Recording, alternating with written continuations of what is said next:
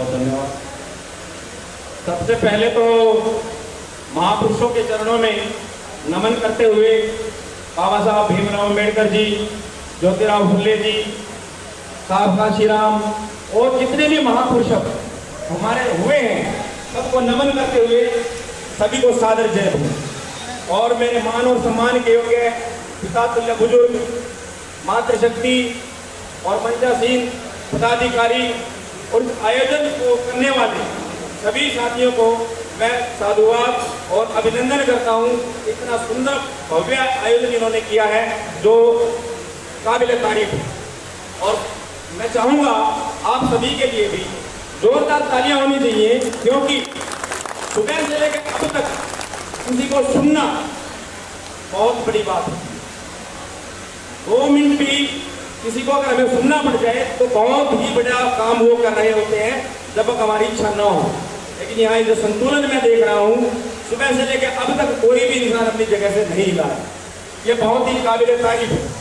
और इस अभियान को जहाँ आपने देखा BS4 भारतीय संविधान सम्मान सुरक्षा संवर्धन, इसकी जरूरत क्यों पड़ी? क्यों आज ये वो लोग जो बाम सेफ के कैडर हैं आपके सामने खड़े हैं, जो हर एक परिवार के अंदर नौकरियां, गाड़ियां, हर व्यवस्था उनके पास है, लेकिन उसके बावजूद आज संडे के दिन अपने घर को छोड़ के आप सबके बीच में हैं। उसका कारण क्या है? क्यों आना पड़ा उन्हें मैदान में? देश में सरकार चल रही है, नेता चुने जाते हैं, वादे किए जाते हैं, निभाने की जब बात आती है तो मुकर जाते हैं। ये कारण रहा। हमें जानना पड़ेगा कि BS4 क्या है। क्यों जाने संविधान को? आज से पहले हमने कभी जरूरत नहीं महसूस की, लेकिन इस संगठन ने ऐसा क्यों सोचा कि संविधान को जानने की जरूरत हर इंसान की? ऐसा हुआ 2018 के अंदर, जब 9 सितंबर 2018 में दिल्ली में जंतर मंतर पर संविधान की प्रतियां जलाई गई। तो क्या हुआ? किसी भी इंसान को जो आज पशु से मनुष्य बना है, हर सुख सुविधाएं भोग रहा है, किसी भी इंसान ने कोई आपत्ति दर्ज नहीं कराई, किसी तरह की कोई धरना प्रदर्शन नहीं किया, किसी तरह का कोई कोई भी विरोध प्रदर्शन नहीं किया। और उसी साल में एक और घटना हुई। 2 अप्रैल 2018 को सरकार ने SC/ST एक्ट के अंदर जो संविधान के मात्र एक बिंदु है, अनुच्छेद 17 के अंदर एक प्रोविजन दिया गया है कि SC/ST एक्ट के साथ कोई एट्रोसिटी नहीं की जाएगी। उसके खिलाफ अगर कोई काम करेगा तो उसके खिलाफ एक्ट किया जाएगा। उस बिंदु के अंदर सिर्फ एक परिवर्तन किया गया कि अगर कोई SC/ST का मामला आता है तो DSP रैंक का अधिकारी पहले उसकी जांच करेगा। और हमारे बीच ये भ्रम फैलाया जाता है कि ये लोग इकट्ठे नहीं हो सकते, लेकिन ये प्रमाण है उस दिन का कि सिर्फ एक बिंदु पर जिसकी जानकारी हमारे लोगों को थी कि तुम्हारे हक और अधिकार अब सुरक्षित नहीं है, बगैर किसी नेतृत्व के सारे देश के अंदर चक्का जाम हो गया था। जिसको जहां जो साधन मिला उसी व्यवस्था के ऊपर वो पहुंचकर रोडों पे आ गए, जिसका दृश्य आपने देखा। सरकार को झुकना पड़ा, पूरे देश के अंदर इतना बड़ा आंदोलन हुआ, पूरा भारत बंद हो गया। कारण क्या था? कारण सिर्फ ये था कि हमें एक अनुच्छेद की जानकारी थी, सिर्फ एक अनुच्छेद की। और उस एक अनुच्छेद की जानकारी के पता होने के बाद हमने पूरे देश को बंद कर दिया। और उसी संविधान के अंदर ऐसे 395 अनुच्छेद हैं जो हमें जीवन का गारंटी देते हैं, बोलने की स्वतंत्रता देते हैं, यहाँ बैठे हैं, जीने की आजादी हमें देते हैं। आपको मालूम होगा कि बोलने पर जीभ काट दी जाती थी, प्रश्न पूछने पर मार दिया जाता था, सुनने पर कानों में शीशा पिघला दिया जाता था। अगर आपके घर में अच्छी औलाद पैदा हो जाती तो उसकी बलि दिला दी जाती थी। ये कुप्रथाएं कब थी? जब इस देश में संविधान लागू नहीं था। और इस तरह की समस्याओं को जब बाबा साहब ने, हमारे जितने भी महापुरुषों उन्होंने ऑब्जर्व किया, हमारे को हिस्सेदारी दिलाने के लिए रिजर्वेशन का प्रोविजन किया, ये सारी चीजें हमारे सामने रख के खड़ी कर दी और संविधान के अंदर पिरो के हमें दे दिया कि आप इससे अपनी सारी सुख सुविधाएं पा सकते हो। लेकिन जब हमारे देश आजाद हुआ, सत्ता तो परिवर्तन हुई, लेकिन आजादी हमें आज तक नहीं। क्यों? क्योंकि तब भी हम गुलाम थे उन्हीं लोगों के और आज भी उन लोगों के गुलाम हैं। गुलाम क्यों है? क्योंकि जिस टाइम सत्ता उनके पास थी, इस देश को आजादी मिली, हमारे पास कोई भी ऐसी पार्टी नहीं थी जो हमारी हो, मूल निवासियों की हो, जिसके पास सत्ता के अंदर आने के लिए कोई रास्ता हो, संविधान को लागू करने के लिए कोई ऐसा हथियार हो। लेकिन जैसे ही यह अवसर मिला, मनुवादियों के पैरों के नीचे से जमीन खिसकनी स्टार्ट हो। आखिर क्यों जरूरत पड़ी हमें संविधान को बचाने की? इसीलिए हमें जरूरत पड़ी क्योंकि संविधान हमें शिक्षा का अधिकार देता है। अगर हम पढ़ेंगे तो लोकतंत्र पहुंच जाएंगे। बाबा साहब ने कहा आपको लड़ने की जरूरत नहीं है, तलवार की क्रांति, खूनी क्रांति की जरूरत आपको नहीं है, आपको सिर्फ समझने की जरूरत है। मैंने ऐसी व्यवस्था आपके सामने कर दी कि जिसके अंदर आपको बगैर लड़ाई के, बगैर किसी तरह की क्रांति के आप अपनी सत्ता को स्थापित कर सकते हो, अपने लोगों के लिए हर वो व्यवस्था कर सकते हो जिसकी कल्पना उन्होंने की थी। यहाँ मेरे साथियों ने, वकील साथी ने और बहुत से साथियों ने बताया कि संविधान के अंदर बाबा साहब ने ये कहा, ये कहा, ये कहा, ये सच है। लेकिन जब एक अंग्रेजी पत्रकार ने बाबा साहब से पूछा था कि आपने जब ये संविधान बना दिया और जब बना के वो बाहर निकले और जब उनसे पूछा गया कि आप संविधान के बारे में क्या कहना चाहोगे, तो मेरे प्यारे साथियों, बाबा साहब का जवाब था, मैं इस संविधान को जला देना चाहता हूं। क्यों?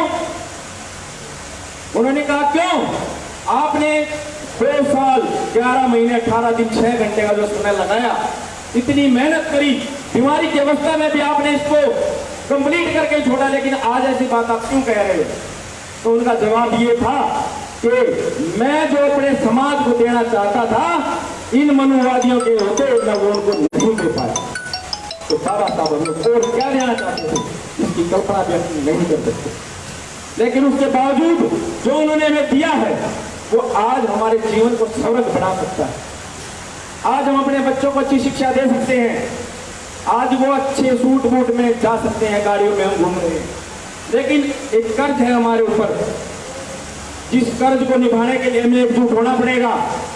आज जो ये लोग संपन्न होने के बावजूद हमें इकट्ठा कर रहे हैं, हमें बताने की कोशिश कर रहे हैं कि संविधान को समझो, जानो। क्यों? क्योंकि संविधान के अंदर वो जो मनुवादी व्यवस्थाएं थी, आर्टिकल 13 ने एक बार में ही उसके ऊपर वो प्रहार कर दिया कि आज से पहले जितनी भी व्यवस्थाएं हमारे ऊपर थोप दी गई हैं, वो अगर आर्टिकल 13 के खिलाफ जाएंगी तो वो जीरो समझी जाएंगी, जिसका दर्द उन पाखंडवादियों को होगा। आर्टिकल 13 भाग 3 हमें अशुभ बताया गया है। जितनी भी महिलाएं यहाँ बैठी हैं, कोई भी काम करते तो कहेंगे कि 13, 3 और 13 अशुभ होते हैं। क्यों होते हैं अशुभ? क्योंकि उसके अंदर उनके सारे कारनामों का चिट्ठा बंद हो जाता है।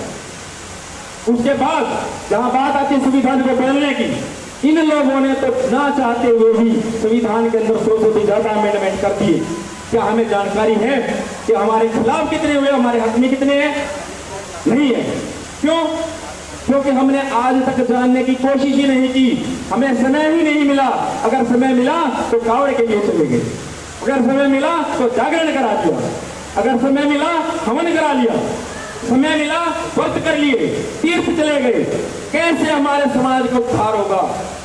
किस हमारे महापुरुष ने कहा, किस हमारे महापुरुष ने कहा कि पत्थर पूजो? किस हमारे महापुरुष ने कहा कि आप तीर्थ यात्रा जाओ? हम किसकी बात मान रहे हैं? ज्योतिराव फुले जी ने कहा शिक्षा गई, मती गई, मती गई, गति गई, गति गई, वित्त गया, वित्त गया, नीति गई, नीति गई, सूत्र सर्वराय। एक अविद्या कितने पढ़ने की मैं बात करूं। सावित्रीबाई फुले ने कहा शिक्षित बनो। कबीर साहब ने कहा पत्थर पूजे हरी मिले तो मैं पूजू पहाड़, ताते तो ताकि भली की सिपाही करता। गुरु रविदास जी ने कहा ऐसा चाहूं राज में मिले सबको अन्न, छोटा बड़ा संभ से रविदास रहे पसंद। सबने समानता की बात की, एक साथ रहने की बात की, पाखंड से दूर रहने की बात की। हमारे बाप कौन है और हम मान किसकी रहे हैं? हम किसकी मान रहे हैं और किसका विरोध कर रहे हैं? अगर आज हमारे समाज के अंदर हम अपने महापुरुषों की बात करते हैं तो उन्हें गुस्सा आता है। क्यों आता है? क्योंकि जो आदमी 50,000 सालों से, 5,500 साल से गुलाम रहा, उसके दिमाग में आज भी वो पाखंड उन्होंने टूट टूट के भरा हुआ है। जहां राज करने की बात करते हैं तो आज अगर मैं बात करूं तो आज हमारे लोग इस काबिल नहीं हुए कि अच्छे से सरपंची भी कर पाए, क्योंकि वो शातिर लोग जो इतने सालों से उन पैतरों को आजमा रहे हैं, हमारे बीच बन के, हमारे जैसे बन के और हमारे बन के ही हमारे लोगों को काट देते और उन्हें पता भी नहीं चलता। आपके सामने आपके घर आके कहेंगे कि आप जागरूकता कराओ, 8 घंटे 10 घंटे आपका बच्चा दिन रात मतलब पूरी तैयारी करेगा और उसके बाद पूरा समय वहां देगा। लेकिन अगर आप लोगों ये कहे कि 8 घंटे अपने बच्चे को एक स्टोरी याद करा दो तो 10 नंबर पेपर में अच्छा है। अगर 10 नंबर अच्छा आ गया तो हमारा बच्चा नौकरी करेगा, और नौकरी अगर वो आ गया तो उसके बच्चे भी पढ़े। अगर उसके बच्चे पढ़े तो हमारी व्यवस्था सुधर जाएगी। लेकिन उन लोगों ने क्या किया? शिक्षा, समानता और बंधुत्व जितनी भी बात यहां बताई गई सबका खंडन कर। कैसे किया? जहां शिक्षा की बात आई, विद्यालयों को भोजनालय बना दिया। आज वहां बच्चे पढ़ने जाते हैं तो मिड डे मील का वो वेट करते हैं कि घर से कब जो है ना हम आए और थाली लेके पहुंच जाएंगे और खाना खा के वापस। बोर्ड ने खत्म कर दिया कि जब कंपटीशन में बैठे थे वो कुछ भी ना आए। क्यों? अगर उनका टेस्ट लेते रहे, उनकी ऑब्जर्वेशन होती रहेगी तो वो लायक बन जाएंगे। और आज आपके सामने है चिराग योजना, आज उन स्कूलों को भी बंद किया जा रहा है। आने वाले समय में जब ये कहने में भर्ती करने लगेगी कि हमारे पास बजट नहीं है तो बच्चे कहाँ जाएंगे। ये शिक्षा की बात थी। शिक्षा को खत्म करना चाहते हैं। क्यों करना चाहते हैं? अगर हम शिक्षित हुए तो ऐसे ही सभाएं करेंगे, एक दूसरे को विचार देंगे, इनके पाखंडवाद को छोड़ देंगे, पृथ्वी बैल के सही पे ना होकर ब्रह्मांड में घूमती हुई नजर आए। पता चल जाएगा हमें चांद पे कैसे जाया जाता है। और ये सारी चीजें शिक्षा से संभव है, पाखंड से नहीं। उसके बाद जैसे ही हम आगे बढ़े, असमानता की बात, जहां समानता थी इन्होंने असमानता फैला दी। इससे बड़ा दृश्य क्या देखोगे? जो काल्पनिक महाभारत थी उसके अंदर द्रौपदी का चीरहरण होते हुए हमने नाटकों में देखा, लेकिन आपके सामने जिंदा जात का सबूत है। मणिपुर में नंगा करके घुमाया गया माई महिलाओं को। इससे ज्यादा क्या सबर रखोगे? अभी भी सबर हमारे अंदर बाकी रहना चाहिए। क्या चाहते हुए घर में घुस घुस के बच्चों को मारे, वो दिन देखना बाकी रह गया। लेकिन उसके बावजूद भी हमारे लोग समझ नहीं पा रहे हैं, इंतजार कर रहे हैं जानी कौन सी क्रांति आएगी, कौन हमारे लिए क्या करेगा। कोई नहीं आने वाला, खुद ही उठना पड़ेगा, बाहर निकलना होगा। अगर ये लोग जो आज तुम्हें इकट्ठा करके यहां तक लेके आए हैं, इनका कोई स्वार्थ नहीं है। 60 साल पहले इन्होंने रिटायरमेंट नहीं मिली, लेकिन उसके बावजूद भी ये लगे हुए। किस लिए? आज मैं सिर्फ इतनी ही बात कहूंगा, संविधान के बारे में ज्यादा ना बताऊं, क्योंकि सारे सुबह से हम सुन रहे हैं कि संविधान के बारे में पूरी जानकारी लेनी चाहिए।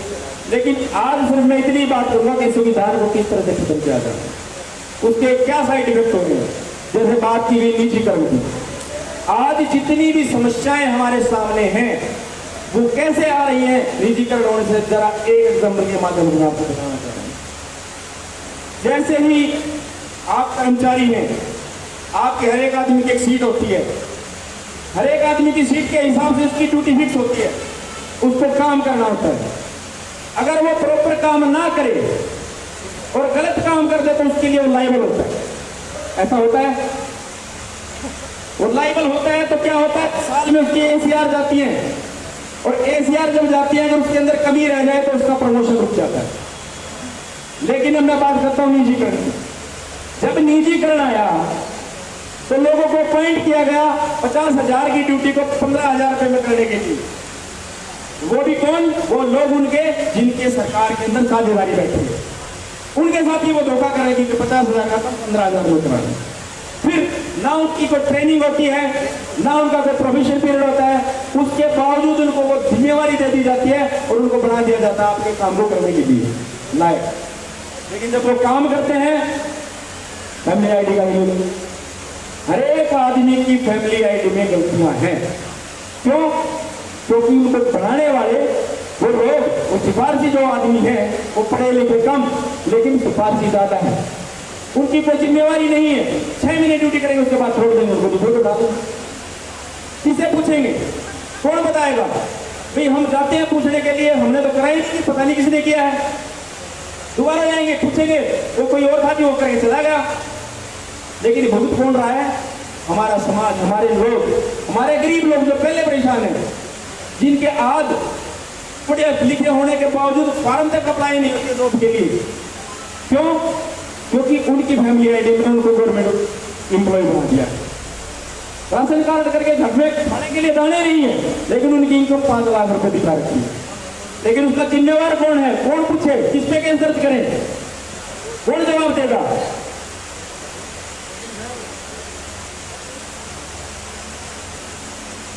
लेकिन उसके बाद ज्यादा मैं ना कहूं तो इतनी ही बात कहूंगा कि सेकेंडली जिस तरह के जो आज माहौल में हम जी रहे हैं, पॉलिटिकल सिस्टम, लेटरल एंट्री, बच्चे इतने जबरदस्त तरीके से पढ़ाई करते हैं, पढ़ाई करने के बाद पॉलिटिकल सिस्टम को थोड़ा एक्सप्लेन करूँगा 1 मिनट में। एक बस भरी हुई है आदमियों की, उसके अंदर सीट नहीं है बैठने के लिए, खिड़कियों में भी लटके हुए हैं।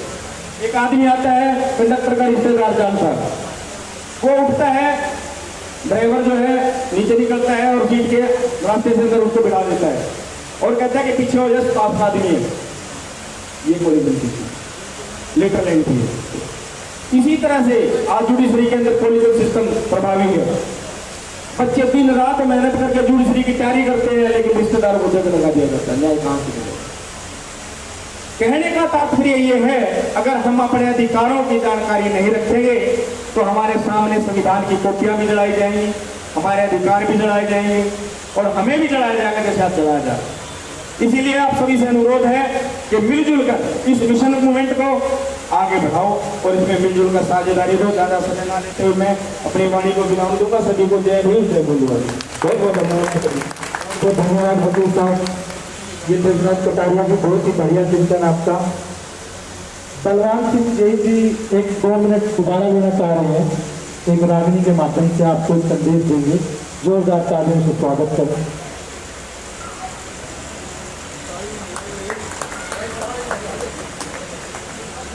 धन्यवाद हरिप्रकाश जी।